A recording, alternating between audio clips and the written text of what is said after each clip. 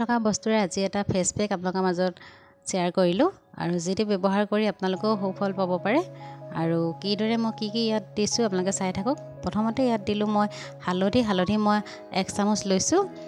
এইটো খুন্দা হালধি লৈছোঁ, কেঁচা হালধিও ল'ব পাৰে আপোনালোকে। আৰু এইখিনি মিলাবলৈ অকণমান মই 2 চামুচ গাখীৰ দিছোঁ। গাখীৰখিনি কেঁচা গাখীৰ লৈছোঁ আৰু এইখিনি ভালকৈ এনেকৈ মিলাই লৈছোঁ। মিলাই ইয়াতে মই এতিয়া দিম মৌজোল 1 চামুচ দিম ইয়াতে। এনেও মৌজোল আমাৰ স্কিনৰ কাৰণে বহুত ভাল, সকলোৱে জানে। আৰু আজি ফেচ পেকটোত দিয়া মোৰ চিক্ৰেট বস্তুটো হৈছে টুথপেষ্ট। আপোনালোকে এবাৰ ব্যৱহাৰ কৰি চাব। এইটো হৈছে হাৰ্বেলৰ টুথপেষ্ট। এই টুথপেষ্টটো ফেচ পেকৰ কাম কৰে, বহুত ভাল। টুথপেষ্ট লৈছোঁ মই 1/2 চামুচ আৰু এইখিনি ভালকৈ মিলাই ইয়াতে মই এতিয়া দিম পিঠাগুড়ি মই 2 চামুচ লৈছোঁ। পিঠাগুড়িটো আমাৰ স্কিনৰ কাৰণে ভাল।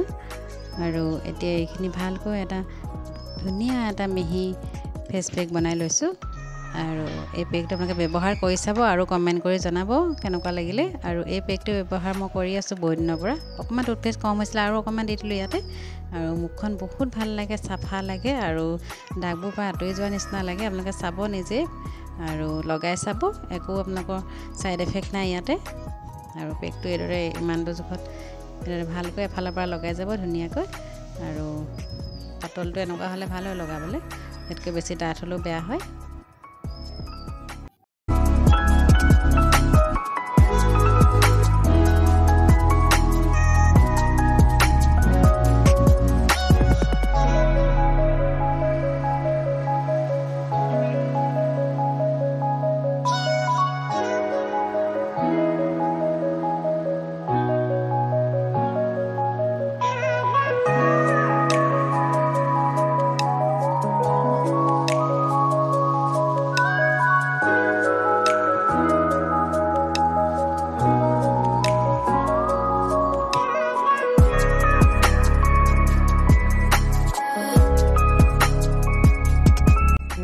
পেকটো 5 মিনিটৰ পিছত মই এইখিনি ধুই দিলোঁ। এখন টাৱেল লৈছোঁ, টাৱেলখন অলপ তিয়াই লৈছোঁ। তিয়াই পেলাই লাহে লাহে এনেকৈ আঁতৰাই দিব। ডাইৰেক্ট পানীয়ে ধুই নিদিব, তাৰপিছত ধুই দিব পানীৰে।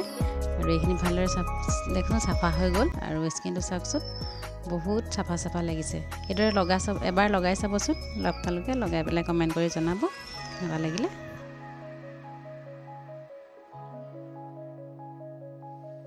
আৰু এটা কথা চাব, সদায় যেতিয়া যিকোনো ফেচ পেক লগোৱাৰ পিছত বা ফেচ ৱাছে মুখ ধোৱাৰ পিছতো হওক, আপোনালোকে মুখখন যেতিয়া শুকাব তেতিয়া আপোনালোকে অকণমান ক্ৰীম সানি দিব। তেতিয়া স্কিনটো মানে টানি নধৰে আৰু স্কিনটো ৰাফ হৈ নাযায়।